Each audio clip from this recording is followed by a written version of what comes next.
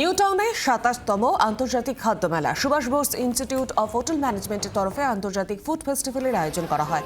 New টাউনের college প্রাঙ্গণে হয় অনুষ্ঠান। ফুড ফেস্টিভ্যালে দেশ বিদেশের ৭৬ রকমের খাবার ছিল, আর এই সব খাবারই তৈরি করেছেন Subhash Bose institute of hotel ম্যানেজমেন্টের ছাত্রছাত্রীরাই। ছাত্রছাত্রীদের সাহায্য করেছেন শিক্ষক ও শেফরা।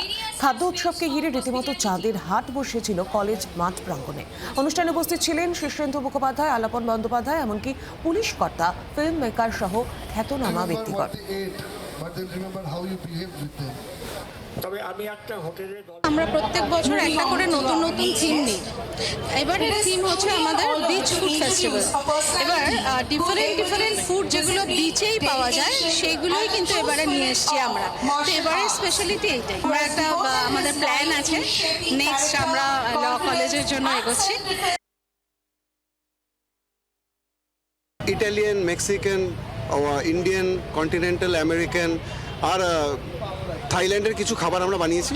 অলমোস্ট আমরা 76 কাইন্ডস অফ ফুড এখানে প্রেজেন্ট করেছি। এখন যদি ওভারঅল ধরেন এখানে মোর দেন 450% ফুড প্রিপেয়ার করা হয়েছে। আমরা খালি গাইডেন্স করেছি স্টুডেন্টদেরকে, কিন্তু সব কিছু ওরাই করেছে।